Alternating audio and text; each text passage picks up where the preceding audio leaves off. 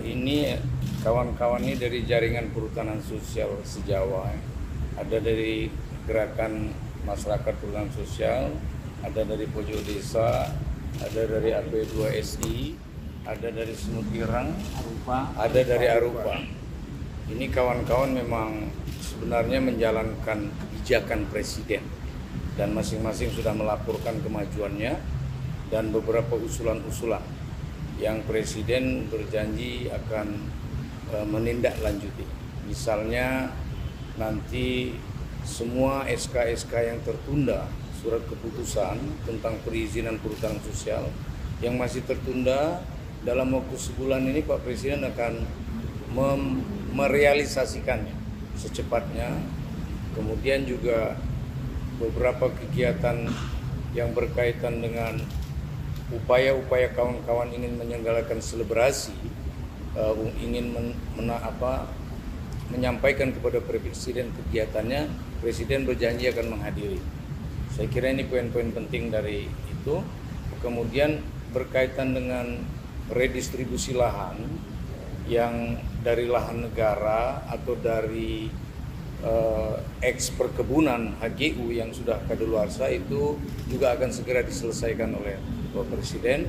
Dan yang keempat berkaitan dengan Presiden mendukung usulan-usulan, apakah itu berkaitan dengan tadi ya upaya-upaya kawan-kawan AP2SI ingin menyelenggarakan satu pertemuan besar, kemudian juga ada usaha-usaha pertanian jeruk dan lain sebagainya yang sudah dikerjakan kawan pojok desa, dan juga kawan-kawan dari Gelora dari Semut Ireng juga akan Presiden memberikan apresiasi dan akan berusaha untuk menghadiri kegiatan. Demikian juga usulan-usulan dari Gema PS yang berkaitan dengan embung, Presiden berjanji akan merealisasikan 40 buah embung dalam waktu dekat dan jalan-jalan produksi. Saya kira ini sangat produktif, Presiden sangat apresiasi dan kami pun mengapresiasi Presiden atas kebijakan. Jadi sempat juga disebutkan kalau ada program yang dijalankan itu meningkatkan atau menurunkan tingkat kemiskinan dari masyarakat. Oh iya, jadi ini memang angka menarik sekali. Bagus pertanyaannya. Itu berdasarkan riset-riset kita di beberapa daerah.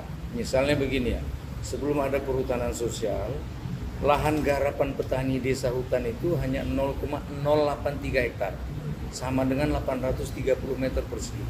Tapi setelah ada PS, mereka menerima SK dari kebijakan Presiden, itu naik 10 kali lipat penguasaan tanahnya, menjadi 8.400 rata-rata ya, 8.400 meter persegi.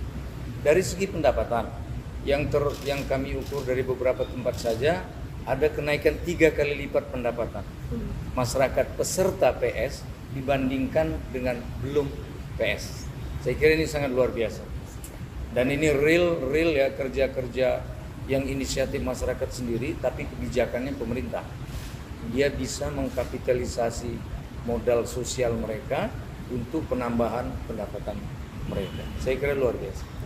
Terakhir mungkin Pak, harapannya ke depan karena adanya concern dari pemerintah terhadap program ini, mungkin ada ekspektasi lebih nggak terhadap pemerintah? Pasti rakyat itu ekspektasinya lebih, karena presiden kita ini luar biasa, dia membuka ruang untuk rakyat itu luar biasa.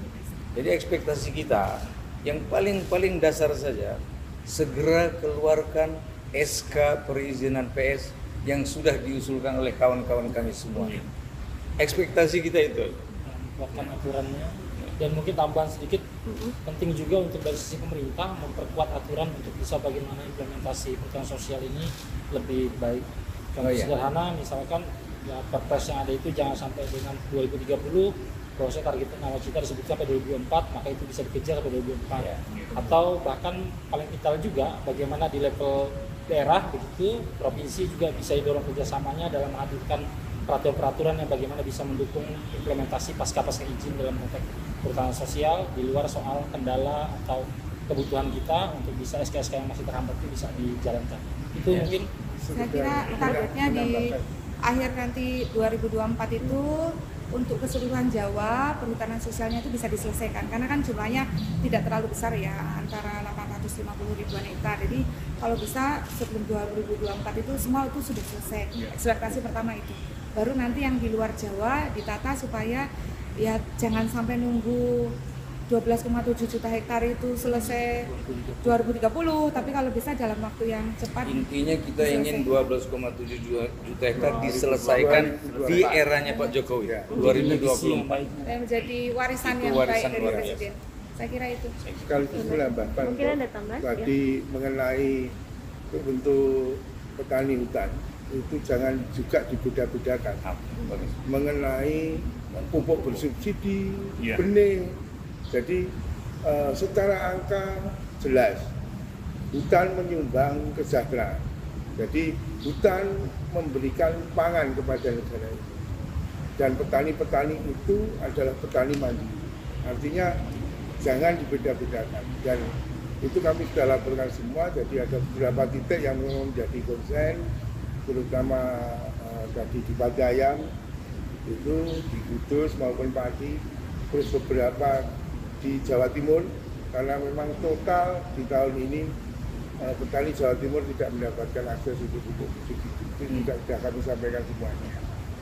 Mungkin itu yang sudah saya Tadi sampaikan. ada yang terkait perumahan dalam kawasan, permukiman dalam kawasan juga yang baru pada era Pak Jokowi ini bisa diselesaikan setelah puluhan tahun ya, dari tahun 30, dari tahun 40, dari tahun 60 gitu bisa diselesaikan. Dan tadi kita sudah menghitung timeline-nya dan Presiden menjanjikan akan melakukan percepatan proses supaya bisa selesai sebagian besarnya di tahun 2023 itu sudah ada yang bisa diselesaikan. Saya kira itu. Terima kasih banyak. Cukup. Baik.